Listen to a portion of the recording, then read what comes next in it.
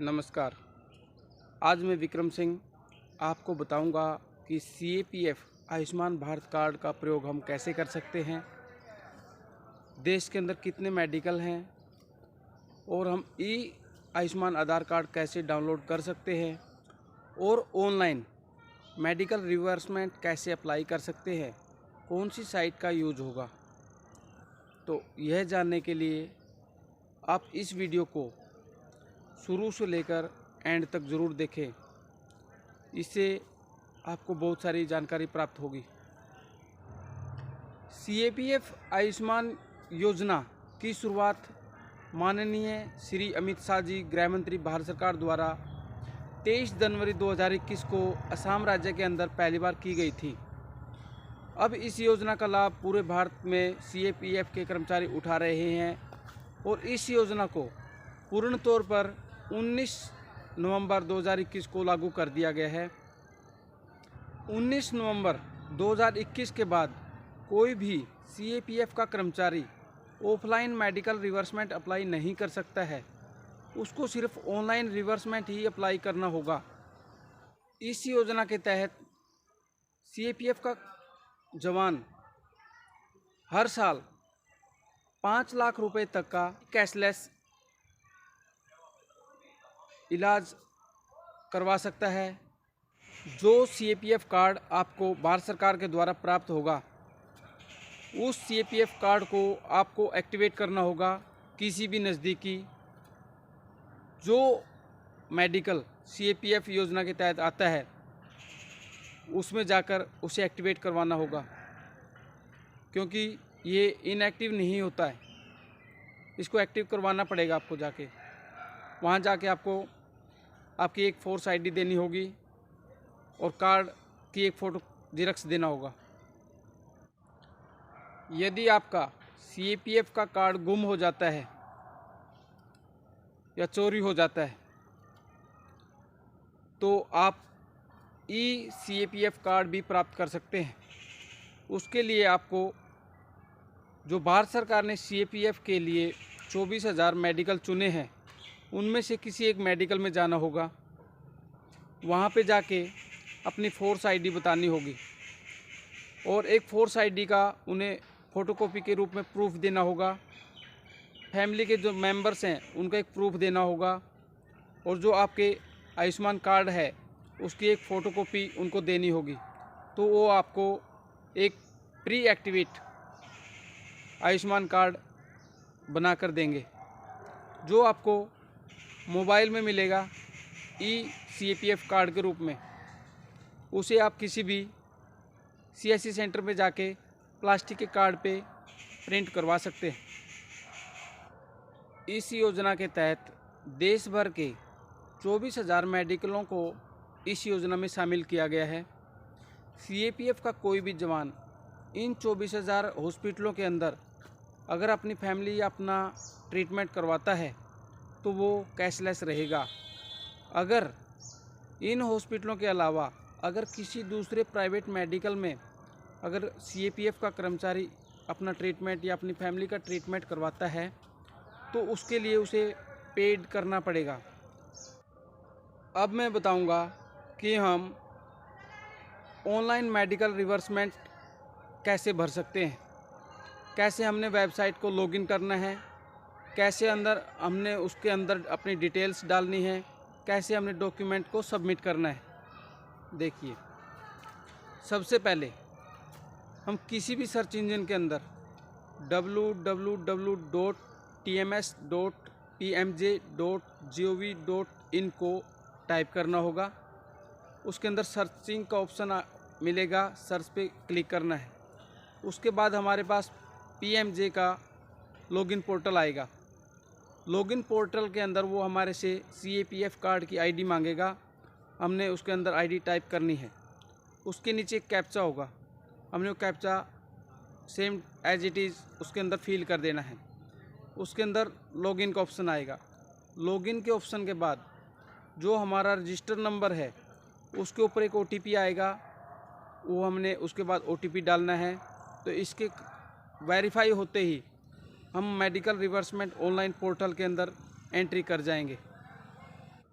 Login के बाद beneficiary detail का ऑप्शन आएगा। उसके अंदर ड्रॉप डाउन के अंदर पूरी फैमिली की लिस्ट होगी। जो पेशेंट है उसका नाम ओके करना है। उसके बाद रिवर्समेंट टाइप का ऑप्शन आएगा। रिवर्समेंट टाइप के ऑप्शन के अंदर 3 प्रकार के ऑप्शन मिलेंगे। नंबर 1 ओपीडी,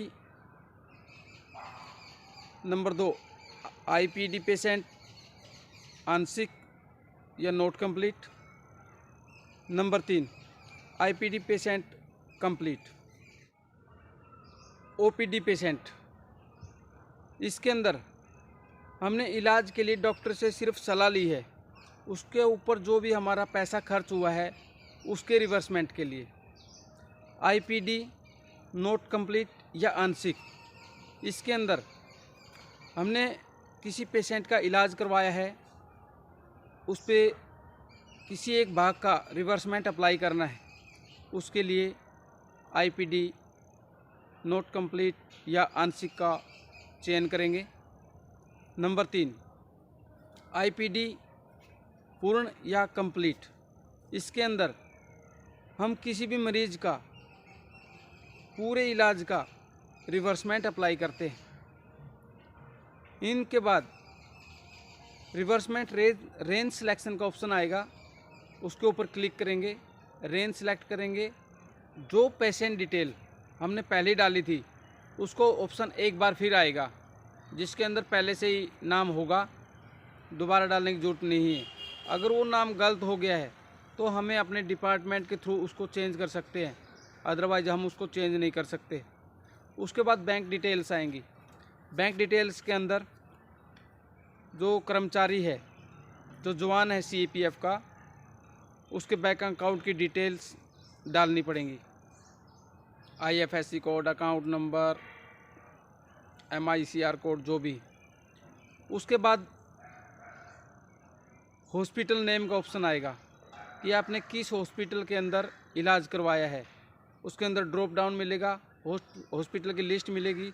जिस हॉस्पिटल का नाम टाइप करेंगे वो उसकी मेन स्क्रीन पे आ जाएगा, उसको ओके करना है, फिर आगे बढ़ना है। फिर ट्रीटमेंट प्रोटोकॉल का ऑप्शन आएगा। उसके अंदर हमारे को 3 प्रकार के ऑप्शन मिलेंगे। नंबर 1 स्पेशलिटी, कि जिस हॉस्पिटल में आपने इलाज कराया है, जिस डॉक्टर से आपने इलाज कराया है वो किस चीज़ का स्पेशलिस्ट है। नंबर 2 प्रोसीजर, उसको इलाज करने या ट्रीटमेंट देने की क्या तरीका रहा है, दिन में कितने राउंड मारता है, इस बारे में। उसके बाद रिवर्समेंट का टोटल अमाउंट क्या है। इसके अंदर हम एक से ज़्यादा अगर रोगियों का इलाज हमने करवाया है उसको अंदर हम जोड़ सकते हैं। इन हॉस्पिटलाइजेशन चार्ज, इसके अंदर एडमिशन चार्ज मेडिकल का क्या था, कितने दिन रखा गया है और कितनी लागत आई है। नंबर 2 डाइट चार्ज, कितने दिन रखा गया है, क्या लागत आई है। हॉस्पिटलाइजेशन चार्ज, कितने दिन रखा गया है, क्या लागत आई है। और आईसीयू चार्ज, कि पेशेंट को आईसीयू के अंदर कितने दिन रखा गया है और क्या लागत आई है। इस चीज़ को उसके अंदर टाइप करना पड़ेगा। उसके बाद इम्प्लांट चार्ज का ऑप्शन आएगा, उसके अंदर इम्प्लांट का प्रकार चुनना पड़ेगा। उसके बाद उसके ऊपर कितनी लागत आई है और कितनी इकाई में उसके ऊपर खर्च हुआ है वो उसके अंदर भरना पड़ेगा। उसके बाद इन्वेस्टिगेशन डायग्नोस्टिक का ऑप्शन आएगा कि हमने रोगी की कहाँ कहाँ जांच करवाई है और कितनी लागत आई है, उसको भरना पड़ेगा। फिर फार्मेसी चार्ज आएगा कि डॉक्टर ने जो भी दवाई लिखी कितना खर्च हुआ, कितनी लागत आई, उसको भरना पड़ेगा। उसके बाद अदर अलाउड चार्ज, इसके अंदर जो चार्ज हमारे ऊपर अलाउड है और डिटेल के अंदर नहीं है उसको अंदर भरना पड़ेगा, कितनी लागत आई है, कितनी खर्च आई है। अब एडमिशन डिटेल का ऑप्शन आएगा, उसके अंदर रोगी को अस्पताल के अंदर कब भर्ती किया गया, कब से उसका इलाज हुआ और किन हालातों में उसको भर्ती किया गया, इमरजेंसी के हालात में, और उसकी मृत्यु हुई है या वो जिंदा है, इन ऑप्शनों को एडमिशन डिटेल के अंदर सेलेक्ट करना होगा। फिर आगे नेक्स्ट स्टेप पे चलना है। इसके बाद टोटल चार्जेस का ऑप्शन आएगा। उसके अंदर आपने इस ऑप्शन से ऊपर जितनी भी डिटेल्स डाली हैं उसके अंदर पेशेंट नेम, पेशेंट का प्रकार, पेशेंट की अकाउंट डिटेल्स, पेशेंट की के ऊपर जो जो चार्जेस लगे हैं उनकी काउंटिंग करके इस टैब के अंदर आपको दिखा देगा कि आपको कितना पैसा रिवर्स होना है और आपने कितने पैसे के लिए रिवर्स के लिए इसके अंदर डिटेल्स डाली हैं। अब खर्च प्रमाणित करने वाले ज़रूरी दस्तावेज़ों को अपलोड करने का ऑप्शन आएगा। उसके अंदर यदि आपने पेशेंट डिटेल के अंदर आपातकाल का ऑप्शन पे हाँ या ओके टिक किया है तो वो आपसे इमरजेंसी सर्टिफिकेट अपलोड करने के लिए बोलेगा, या आपको उसके ऊपर इमरजेंसी सर्टिफिकेट को अपलोड करना होगा। नंबर 5 ऑप्शन, रेंज क्लेम के लिए आपके पास सबमिट का ऑप्शन आएगा। उसके अंदर सबमिट करते ही आपके रिवर्समेंट की गणना शुरू हो जाएगी। उसके बाद जब तक आपका रिवर्समेंट कंप्लीट हो जाता है तो कुछ दिनों के बाद आपकी जो रिवर्समेंट राशि है आपके बैंक अकाउंट में पहुंच जाएगी। यदि इस रिवर्समेंट को अप्लाई करने के लिए आपके पास ज़रूरी कागजात नहीं हैं और आप रिवर्समेंट को सबमिट के ऑप्शन तक ले आए हैं तो आप इसको ड्राफ्ट बॉक्स में डाल सकते हैं, ताकि आने वाले समय में जब आपके डॉक्यूमेंट पूरे हो जाते हैं तो इस कंप्लीट होने वाले रिवर्समेंट को आप दोबारा यहीं से शुरुआत करके डॉक्यूमेंट अपलोड कर सकते हैं। इसमें ऑप्शन है। इसमें एक ख़ास बात और दी गई है, अगर आपको किसी जानकारी का पता नहीं है तो इसके लिए भारत सरकार ने एक कॉल सेंटर की नियुक्ति भी की है, जिसका टोल फ्री नंबर 14588 है, जो 24 आवर आपकी सहायता के लिए अग्रसर हैं। अगर आपने क्लेम को सबमिट कर दिया है और आप उसे दोबारा ट्रैक करके देखना चाहते हैं कि मेरा क्लेम स्वीकृत हुआ है या नहीं हुआ है, तो जो राष्ट्रीय स्वास्थ्य प्राधिकरण की जो ऊपर लोगो लगा होता है उसके साइड में ट्रैक क्लेम का ऑप्शन होता है। आप उस पर क्लिक करके अपने रिवर्समेंट का जो आपको रेफरेंस नंबर मिला है आप उसके अंदर डाल के पता कर सकते हैं कि आपके रिवर्समेंट की क्या स्थिति है। इस योजना में भारत की 7 अर्धसैनिक बलों को फ़ायदा पहुंचेगा।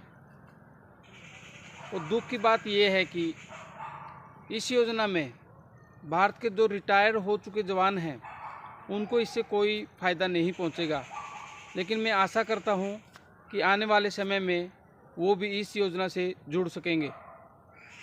अगर आपको मेरी ये वीडियो अच्छी लगी है तो इसे सब्सक्राइब करें, लाइक करें और शेयर करें। धन्यवाद।